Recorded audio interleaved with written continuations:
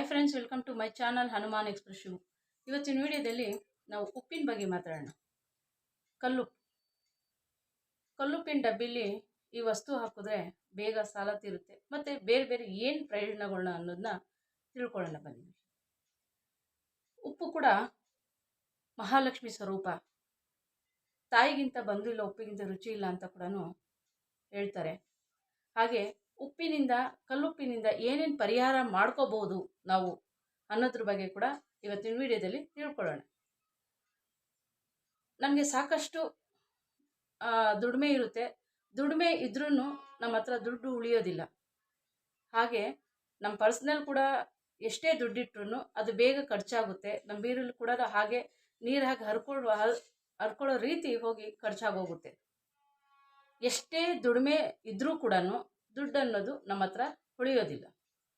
ಯಾಕೆ ಈ ಥರ? ಅದ್ರ ಬಗ್ಗೆನೇ ತಿಳ್ಕೊಳ್ಳೋಣ. ಹಾಗೆ ಪರಿಹಾರ, ಯಾಕೆ ದುಡ್ಡಿನ ಸಮಸ್ಯೆ ಬಂದ್ರೇ ಸಾಲ ಆಗುತ್ತೆ.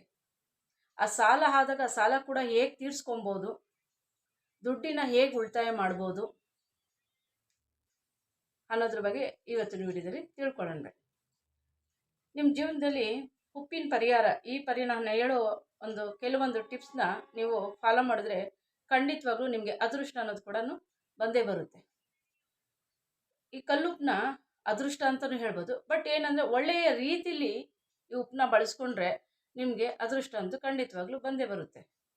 ಕೆಲವೊಂದು ಹಣ ವಿಷಯದಲ್ಲಿ ಪರಿಹಾರ ಕೂಡ ನೀವು ಮಾಡ್ಕೊಬೋದು.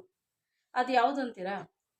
ಮನೆಯನ್ನು ಒರೆಸ್ಬೇಕಾದ್ರೆ ಕಲ್ಲುಪ್ಪನ್ನ ಸ್ವಲ್ಪ ಹಾಕಿ ವಾರದಲ್ಲಿ ಗುರುವಾರ ಒಂದಿನ ಬಿಟ್ಟು ಬೇರೆ ದಿನ ಪೂರ್ತಿ ನಿಮಗೆ ಒರೆಸ್ತಾ ಬನ್ನಿ, ಮನೇನ ಸ್ವಚ್ಛ ಮಾಡ್ತಾ ಬನ್ನಿ. ಖಂಡಿತವಾಗ್ಲೂ ನಿಮಗೆ ಪರಿಹಾರ ಅನ್ನೋದು ಸಿಕ್ಕೇ ಸಿಗುತ್ತೆ.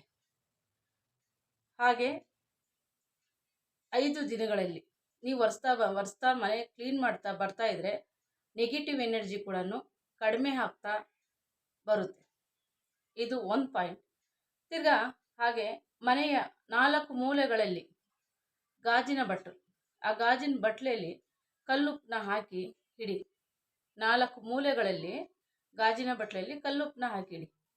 ಆ ಕಲ್ಲುಪ್ಪನ್ನ ಹಾಕಿಟ್ಟಾಗ ನಿಮಗೆ ವಾಸ್ತು ದೋಷ ಏನಾದ್ರು ಇದ್ದರೆ, ನೆಗೆಟಿವ್ ಏನಾದ್ರು ಇದ್ದರೆ ಆ ಕಲ್ಲುಪ್ಪು ಕಪ್ಪಾಗ್ತಾ ಬರುತ್ತೆ.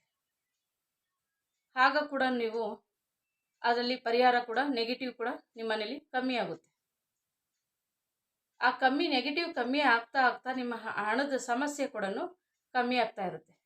ಆ ಕಲ್ಲುಪ್ಪು ಯಾವಾಗ ಕಪ್ಪಾಗುತ್ತೋ ಅದನ್ನು ತಗೊಂಡು ಬೇರೆ ಕಡೆ ಎಲ್ಲೂ ಅಂದರೆ ಬಿಸಾಡಬಾರ್ದು. ಮನೆಯ ಸಿಂಕ್ ಇರುತ್ತಲ್ಲ, ಅಡುಗೆ ಮನೆ ಸಿಂಕಲ್ಲಿ ಹಾಕಬೇಕು. ಆಗ್ತದಂದರೆ ಉಪ್ಪು ಕರಗ್ತಾ ನಿಮ್ಮ ಸಮಸ್ಯೆ ಕೂಡ, ಹಣದ ಸಮಸ್ಯೆ ಕೂಡ ಹಾಗೆ ಕರಗುತ್ತೆ. ಇದು 2ನೇ ಪರಿಹಾರ. ಹಾಗೆ ಕಲ್ಲುಪ್ಪು ನೆಗೆಟಿವ್ ಪ್ಲೇಸ್ ಅನ್ನೋದು ಯಾವುದಿದೆ ನಮ್ಮ ಮನೇಲಿ? ಬಾತ್ರೂಮ್. ಆ ಬಾತ್ರೂಮ್ ಪ್ಲೇಸಲ್ಲಿ ಕೂಡ ನೀವು ಒಂದು ಗಾಜಿನ ಬಟ್ಲೆಯಲ್ಲಿ ಕಲ್ಲುಪ್ಪನ್ನ ಹಾಕಿಡಿ. ಅದು ಕೂಡ ಅಲ್ಲಿ ಕರಗಿ ನೀರಾಗುತ್ತೆ. ಇಲ್ಲ ಅಂತ ಅಂದರೆ ಅದು ಕೂಡ ಕಪ್ಪು ಥರ ಆಗುತ್ತೆ. ಕಪ್ಪು ಆದಾಗ ಕೂಡ ಆ ಬಾತ್ರೂಮಲ್ಲೇ ಹಾಕಿ ನೀರು ಹಾಕ್ಬಿಡಿ. ಈ ರೀತಿ ಮಾಡಿ ನಿಮ್ಮ ಮನೇಲಿ ಇರೋ ನೆಗೆಟಿವ್ ಎನರ್ಜಿ ಎಲ್ಲ ಕಮ್ಮಿ ಆಗುತ್ತೆ, ಪಾಸಿಟಿವ್ ಎನರ್ಜಿ ಜಾಸ್ತಿ ಆಗುತ್ತೆ. ಹಾಗೆ ಹಣದ ಸಮಸ್ಯೆ ಕೂಡ ಕಮ್ಮಿ ಆಗುತ್ತೆ, ದುಡಿಮೆ ಕೂಡ ಹೆಚ್ಚಾಗುತ್ತೆ.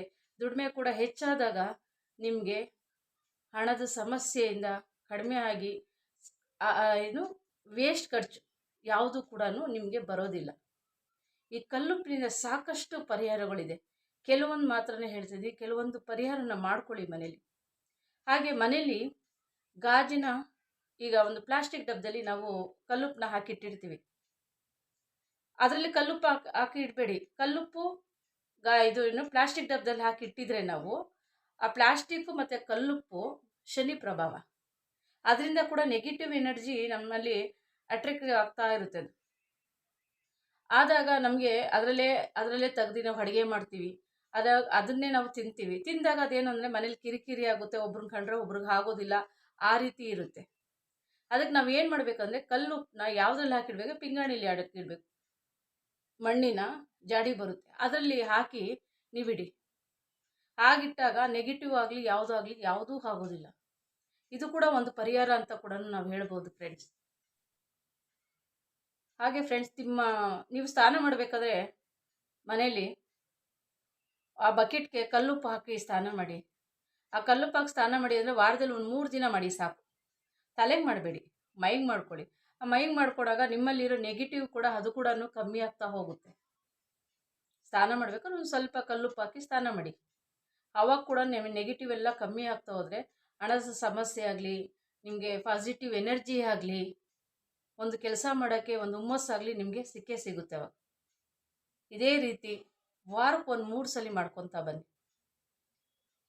ಇನ್ನೊಂದು ಪರಿಹಾರ ಅಂದರೆ ಗಾಜಿನ ಬಟ್ಟಲು.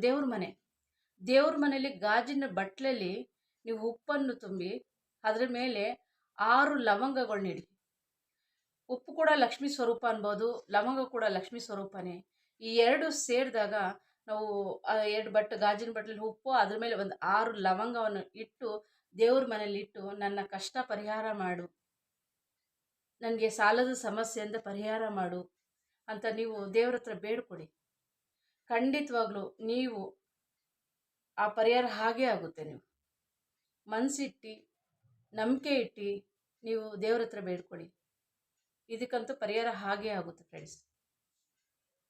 ಹಾಗೆ ಈ ಶುಕ್ರವಾರ ಪೂರ್ತಿ ಇವಾಗ ಬೆಳಗ್ಗೆ ನೀವೆಲ್ಲ ಈ ರೀತಿ ಉಪ್ಪು ಗಾಜಿನ ಬಟ್ಲಲ್ಲಿ ಉಪ್ಪಿಟ್ಟು ಲವಂಗ ಇಟ್ಟು ಪೂಜೆ ಮಾಡಿ ನೀವು ದೇವ್ರ ಹತ್ರ ಬೇಡ್ಕೊಂಡಿರ್ತೀರ. ಅದು ಶುಕ್ರವಾರ ಪೂರ್ತಿ ದೇವ್ರ ಮನೇಲೇ ಇರಲಿ.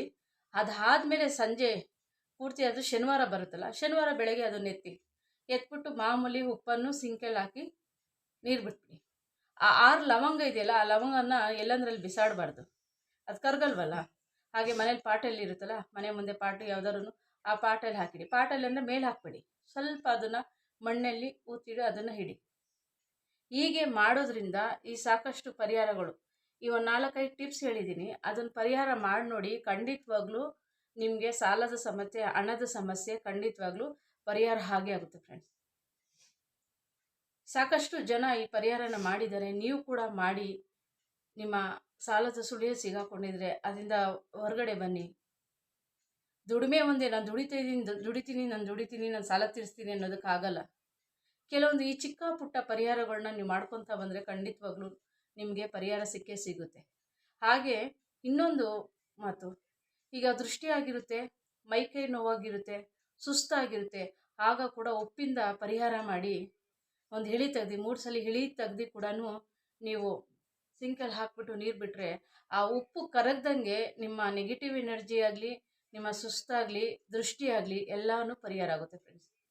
ಇಷ್ಟು ಪರಿಹಾರ ನೀವು ಮಾಡ್ಕೊತಾ ಬನ್ನಿ. ಖಂಡಿತವಾಗ್ಲೂ ನಿಮ್ಗೆ ಹಣದ ಸಮಸ್ಯೆ ಕಮ್ಮಿ ಆಗಿಲ್ಲ ಅಂದರೆ ನೋಡಿ ಫ್ರೆಂಡ್ಸ್. ಇಷ್ಟು ಟಿಪ್ಸು ಉಪ್ಪಿನ ಬಗ್ಗೆ ಹೇಳಿದ್ದೀನಿ, ಇನ್ನೂ ಸಾಕಷ್ಟು ಇದೆ. ನೆಕ್ಸ್ಟ್ ವಿಡಿಯೋದಲ್ಲಿ ನಾನು ತಿಳಿಸ್ಕೊಡ್ತೀನಿ ಫ್ರೆಂಡ್ಸ್. ಈ 4-5 ಟಿಪ್ಸ್ನ ನೀವು